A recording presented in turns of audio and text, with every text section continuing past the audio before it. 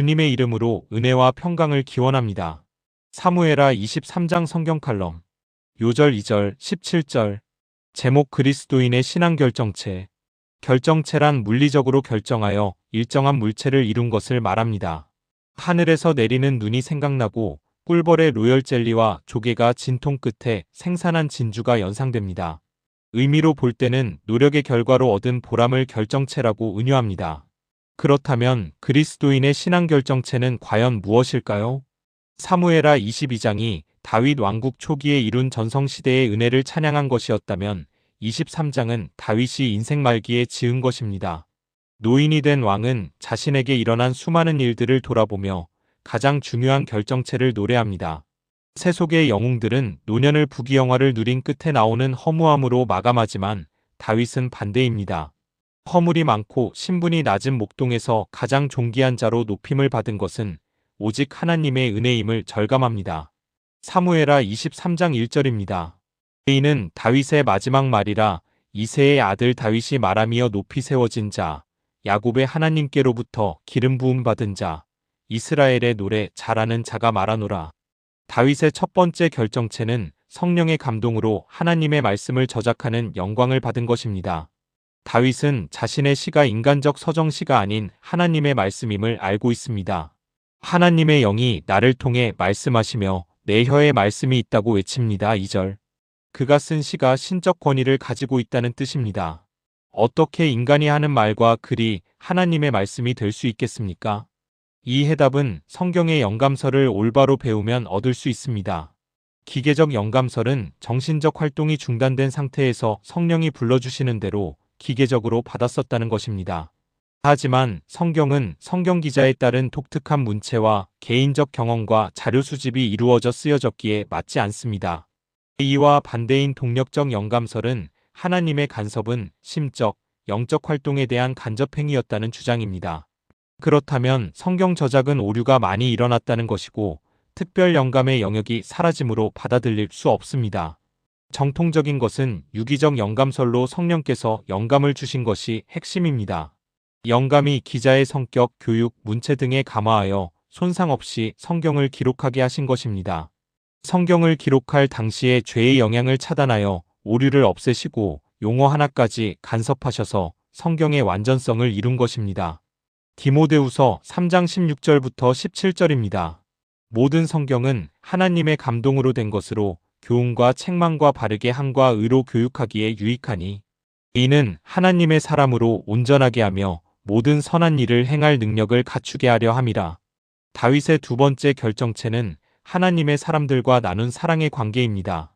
8절 이후의 내용은 군대 조직과 충성된 부하들에 대한 격려와 상급처럼 보입니다. 하지만 자세히 보면 하나님 나라의 헌신 내용 속에 신뢰가 살아 움직이는 것을 느낄 수 있습니다. 다윗은 고향 같은 베들레헴의 물을 먹고 싶다는 생각을 입으로 내뱉습니다. 사무엘하 23장 13절부터 15절입니다. 또 32목 중 세 사람이 곡식 뺄 때에 아둘람 굴에 내려가 다윗에게 나아갔는데 때에 블레셋 사람의 한 무리가 르바임 골짜기에 진쳤더라. 그때에 다윗은 산성에 있고 그때에 블레셋 사람의 요새는 베들레헴에 있는지라. 다윗이 소원하여 이르되 베들레헴 성문 곁 우물물을 누가 내게 마시게 할까 하매 권력이란 마력과 충성심이 어우러져 주군의 소원을 들어주겠다는 새 용사가 등장합니다. 사무엘하 23장 16절입니다.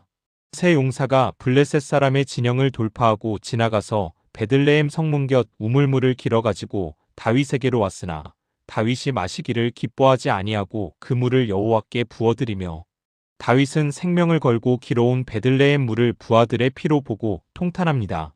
자신 때문에 자칫하면 생명을 잃을 뻔한 것을 알고 그 물을 하나님께 전제로 붓습니다. 잘못된 것을 속히 깨닫는 다윗은 하나님이 빚은 그릇입니다. 사무엘하 23장 17절입니다. 이르되 여호와여 내가 나를 위하여 결단코 이런 일을 하지 아니하리이다. 이는 목숨을 걸고 갔던 사람들의 피가 아니니까 하고 마시기를 즐겨하지 아니하니라. 새 용사가 이런 일을 행하였더라. 다윗의 이 결정체는 자신을 위해 복음을 상품화하는 현대 교회에게 경고가 됩니다. 자신의 이익을 위해서라면 사람을 소모적인 도구로 사용하는 세태에 경종을 울립니다. 주님 앞에 서는 날 다윗처럼 주님에게 고백할 나의 신앙의 결정체는 과연 무엇일까요?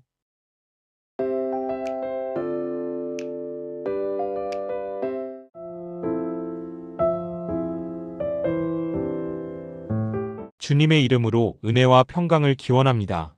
사무엘하 24장 성경 칼럼. 요절 1절 14절. 제목 인구조사가 큰 죄입니까? 자신이 생각하기에는 큰 잘못이 아닌 것 같은데 큰 벌이 내려진다면 이의를 제기합니다. 바뀐 교통 상황을 몰라서 큰 범칙금이 부과되면 억울합니다. 법정에서 다투는 논점의 중심에 범죄의 동기가 있습니다. 그 의도가 악하고 사회에 피해를 줄수록 형량은 가중됩니다. 그리스도인은 세상적인 죄는 물론이고 하나님 앞에서의 죄의 기준까지 생각하며 사는 사람입니다. 죄의 기준에서 가장 중시하는 것이 죄의 동기입니다. 사무엘하 24장에 나오는 다윗의 인구조사 사건은 죄의 동기가 주제입니다. 시작부터 난해한 내용에 눈을 번쩍 뜨게 합니다. 사무엘하 24장 1절입니다. 여호와께서 다시 이스라엘을 향하여 진노하사 그들을 치시려고 다윗을 격동시키사 가서 이스라엘과 유다의 인구를 조사하라 하신지라. 1절의 내용을 논법으로 분석해 보겠습니다. 첫째, 하나님께서 이스라엘에게 진노하셔서 치시려 하셨다. 둘째, 이 목적을 위해 다윗을 격동시켰다. 셋째, 죄의 내용은 나라의 인구조사이다. 세 가지를 문자 그대로 종합하면 하나님께서 이스라엘에게 벌을 주시려고 다윗을 부추겨 인구조사라는 죄를 짓게 하셨다가 됩니다. 죄의 책임이 하나님께로 향하는 것 같은 느낌이 오지만 그럴 리가 없습니다. 이 사건의 배경은 압살롬과 세바의 반란 때에 다윗을 대적한 무리에 대한 하나님의 심판입니다. 다윗의 왕권을 회복한 것으로 끝난 것이 아니라 하나님의 통치를 거역한 자들을 심판해야 했습니다. 다윗을 격동했다는 것은 다윗 속에 있는 죄의 성품을 다스리지 않고 그대로 두었다는 의미입니다. 인간은 은혜적 다스림이 멈추면 죄를 싣고 폭주하는 기관차가 되어버립니다. 인구조사가 왜 죄가 되느냐는 문제는 다윗의 의도에 있습니다. 성경에서 종교적 목적의 인구조사가 여러 차례 있었습니다. 이 인구조사는 제사장들이 주도했고 생명의 속전을 내는 목적을 가지고 있었습니다. 출애굽기 30장 12절부터 13절입니다. 내가 이스라엘 자손의 수요를 조사할 때에 조사받은 각 사람은 그들을 계수할 때에 자기의 생명의 속전을 여호와께 드릴지니 이는 그것을 계수할 때에 그들 중에 질병이 없게 하려 함이라. 무릇 계수 중에 드는 자마다 성소의 세겔로 반 세겔을 낼지니 한 세겔은 20게라라. 그 반 세겔을 여호와께 드릴지며. 속전세를 내는 것은 하나님의 은총에 감사하고 하나님께 소속되었음을 고백하는 의식입니다. 반면에 다윗의 인구조사는 군세를 과시하고 왕권을 강화하기 위한 교만한 의도에서 시작되었습니다. 인간이 보기에 잘한 일처럼 보여도 하나님을 대적하는 완강한 죄는 얼마든지 있습니다. 요압 장군이 완곡하게 만류했고 이어지는 여러 반대에도 강행합니다. 잘못을 돌이킬 10개월 동안의 기회도 놓쳤습니다. 2절부터 9절. 죄를 깨달은 다윗은 회개하게 되고 선지자 갓에 의해 세 가지 징벌 중에 하나를 선택합니다. 사무엘하 24장 13절입니다. 갓이 다윗에게 이르러 아뢰어 이르되 왕의 땅에 7년 기근이 있을 것이니이까 혹은 왕이 왕의 원수에게 쫓겨 석 달 동안 그들 앞에서 도망하실 것이니이까 혹은 왕의 땅에 사흘 동안 전염병이 있을 것이니이까 왕은 생각하여 보고 나를 보내신 이에게 무엇을 대답하게 하소서 하는지라. 다윗은 인간에 의하여 받는 치욕보다 하나님의 직접 치리인 온역을 선택했습니다. 그 결과 하루아침에 7만 명이 참혹하게 죽습니다. 사무엘하 24장 15절입니다. 이에 여호와께서 그 아침부터 정하신 때까지 전염병을 이스라엘에게 내리시니 단에서부터 브엘세바까지 백성의 죽은 자가 7만 명이라. 하나님의 자비로 3일을 안 채우고 그쳤는데 예루살렘의 백성들이 전멸할 수도 있었습니다. 다윗이 아라우나의 타작마당을 사서 화목제를 드리고 심판은 마감됩니다. 이 장소를 꽃값을 치르고 사는 이유는 속죄는 반드시 대가를 치러야 하는 속성 때문입니다. 사무엘하 24장 25절입니다. 그곳에서 여호와를 위하여 제단을 쌓고 번제와 화목제를 드렸더니 이에 여호와께서 그 땅을 위한 기도를 들으심에 이스라엘에게 내리는 재앙이 그쳤더라. 훗날 이곳이 십자가의 장소가 되는 것은 용서가 구원의 핵심임을 계시합니다.